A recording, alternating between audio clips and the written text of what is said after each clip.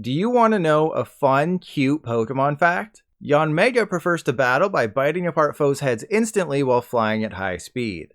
Another fun fact is that there was only one new Pokemon game ever made for Wii U, Pokémon Rumble U. The Pokémon Rumble franchise began on WiiWare in 2009, then continued on 3DS before releasing on Wii U in 2013, with a free-to-play version for 3DS launching in 2015, and a different free-to-play mobile game in 2019 that shut down after just a year.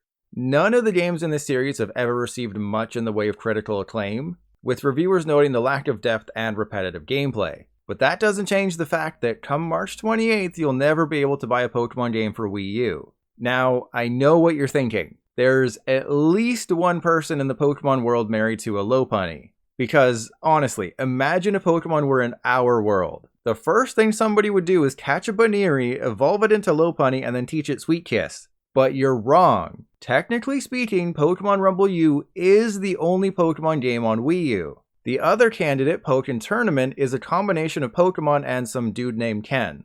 There's also the footful of virtual console games that don't include any of the mainline titles, but again, under the very strict parameters I laid out to support my hypothermia, there was only one Pokemon game for Wii U with Pokemon in the title. In fact, there wasn't a single physical Wii U game ever made with Pokemon in its name. Taking it even further, on Wii, Pokemon Battle Revolution was the only game to fit those same parameters, though there were two Pokepart games as well as Pokemon Rumble and My Pokemon Ranch for WiiWare. Focusing on Pokemon Rumble U, the differences you'll see here compared to something like the free version of Pokemon Rumble on 3DS is that Nintendo knew this would be a premium title, so they went all out when it came to gameplay, production values, and level design, sparing no expense to give players a memorable experience to justify the $25 price tag.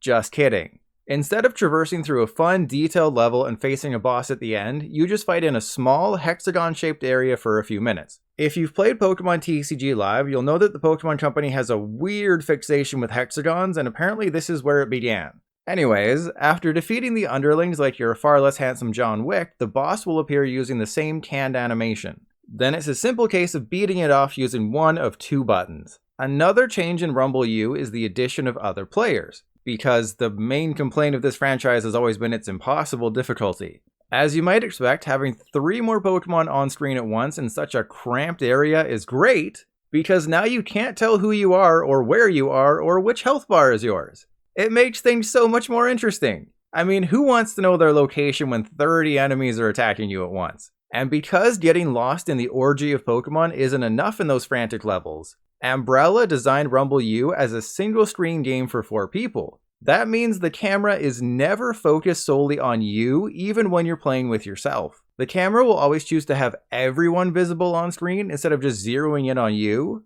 which only adds to the Psyduck-sized headache of trying to figure out where you are at any given time. The other main trick inclusion with the Wii U version is touchscreen support. Because the gamepad is mandatory, the developers allow you to finger the screen as hard and fast as you want. Unfortunately, fingering only works when your Pokemon is in the mood. So you have to go around collecting crystals, charging up your attack, and then you can go nuts for a few seconds blasting away with your fingers. Otherwise, I think the touchscreen support is just relegated to picking up coins. Coins, I might add, that are completely useless except when it comes to your 1 revive per level. Once you master fingering, the rest of the game is an all-creamy walk. Aside from 1 or 2 randomly difficult levels, you always unlock more and more powerful Pokemon, making each new level just a simple case of hitting A the most number of times as quickly as possible. To their credit, the developers do try to do something with the arenas. Sometimes there's heat vents or magnets or lasers, but it's not enough when the gameplay is so thin. There is a level where it's just a trillion Magikarp though, so that's a point in Rumble U's favor. But a point in Rumble U's por favor is the stupid, ear-destroying noise that plays whenever an ally is KO'd or whenever health is low. There's no way to turn it off from what I can tell, and since the AI sucks, you'll hear the world's most annoying chime every 2 seconds unless you stop what you're doing and rescue the idiotic Cranidos who got blown up when 100 Voltorb used self-destruct all at once. Because a $25 base price in Canada isn't enough for Pokemon Rumble U, Nintendo wanted to suck us off for more of our money and replicate the success seen with other toys-to-life titles like Skylanders and Disney Infinity. And just like those franchises, these figures would be used for decades to come, and wouldn't immediately be replaced by a younger, sleeker version that did the exact same thing but on a larger scale. Unfortunately, because Nintendo apparently doesn't like making too much money, the figures never came to Canada, so I couldn't try them out. Not that it really mattered, as I beat the game without them. Now, probably the worst thing about Pokémon Rumble U is that I had some fun. I've always enjoyed my time with the Rumble games for about an hour. The gameplay is just so barefoot that mashing the A button for the millionth time gets older than my ex-wife. But my smooth brain does enjoy the first 999,999 button presses because I don't have to think. I can just enjoy beating off Pokemon and then playing with their smooth round capsules after I finish them off. After that first hour though, my desire to continue playing this game waned. Like my ex-wife's butt, there's just no meat here. Seriously, I was shocked by how little content Rumble U has. The main story is done in 4 or 5 hours and the gameplay never really changes aside from those few hazards. Once you beat the game, there are some extra levels with special conditions, except the opponents are super over-leveled for some reason, making them more frustrating than interesting. And that's it. For $25, all you get is an uninspired, repetitive 5-hour campaign. The only question left to answer in this video is, why doesn't Luvdisc evolve into Alomomola?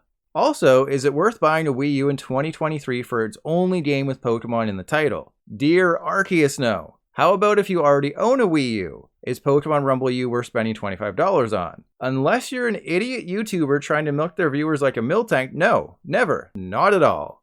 There's a free Pokemon Rumble game on 3DS if you truly want to experience the franchise, and there's also the free Pokemon Quest, which I assume is similar. Bottom line, if a Nintendo system is defined by the quality of its Pokemon games, it's no wonder the Wii U failed.